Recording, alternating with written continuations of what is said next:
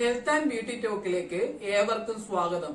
ഇന്നത്തെ നമ്മുടെ ചിന്താവിഷയം നമ്മുടെ റൈറ്റ് ഷോൾഡറിൽ മാത്രമായി പെയിൻ വരുന്നത് എന്തുകൊണ്ട് എന്നതിനെ കുറിച്ചാണ്. അതായത് നമ്മുടെ ലെഫ്റ്റ് ഷോൾഡറിൽ ഈ ചെസ്റ്റ് ഭാഗത്തു നിന്ന് ലെഫ്റ്റ് ഷോൾഡറിലോട്ട് ആ കൈയിലോട്ടുമൊക്കെ പെയിൻ റേഡിയേറ്റ് ചെയ്ത് പോവുകയാണെങ്കിൽ അത് ഹാർട്ടിന്റെ പ്രശ്നമാണെന്ന് പറഞ്ഞ് നമ്മൾ കാർഡിയോളജിസ്റ്റിനെ കാണാറുണ്ട്.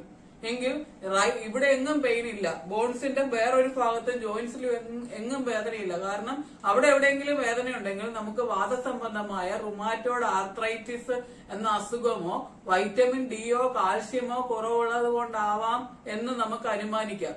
പക്ഷെ അവിടെ എങ്ങും പെയിൻ ഇല്ല, ഈ ലെഫ്റ്റ് ഷോൾഡറിലും പെയിൻ ഇല്ല.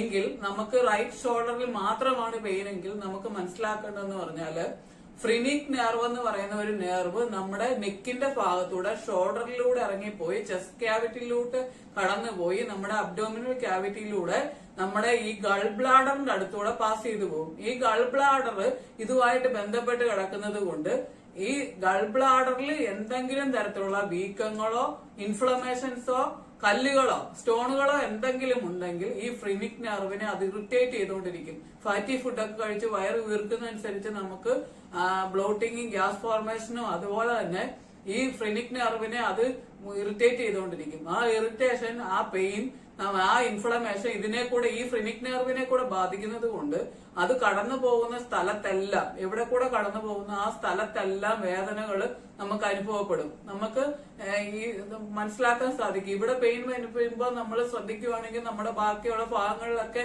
എന്തെങ്കിലുമൊക്കെ പ്രശ്നങ്ങൾ നമുക്ക് മനസ്സിലാകും. ഗ്യാസ് ഫോർമേഷൻ സ്ഥിരമായിട്ട് വരികയും ഈ റൈറ്റ് ഷോൾഡറിൽ മാത്രം പെയിൻ വരികയും വരുമ്പോൾ നമ്മുടെ ഗൾ ബ്ലാഡറിന്റെ പ്രശ്നമാണെന്ന് മനസ്സിലാക്കി ഗ്യാസ്ട്രോ എൻട്രോളജിസ്റ്റിനെ കണ്ട് നമ്മുടെ കാര്യങ്ങൾ, ബാക്കി പ്രശ്നങ്ങളൊന്നുമില്ല, ഗ്യാസ്ട്രോ എൻട്രോളജിസ്റ്റിനെ കണ്ട് നമ്മുടെ ഇന്ന പ്രശ്നങ്ങൾ പറയുകയാണെങ്കിൽ നമുക്ക് ഉടനടി നമുക്ക് പല ഡോക്ടറിനെ കാണാതെ ഒരു ഡോക്ടറിനെ കണ്ട് നമുക്ക് നമ്മുടെ കാര്യങ്ങൾക്ക് ഒരു പോംവഴിയാകും. നിങ്ങൾക്ക് ഇത് ഇഷ്ടപ്പെട്ടെങ്കിൽ ലൈക്ക് ചെയ്യുക, ഷെയർ ചെയ്യുക, സബ്സ്ക്രൈബ് ചെയ്യാത്തവർ ബെൽ ബട്ടൺ അമർത്തി സബ്സ്ക്രൈബ് ചെയ്യുക.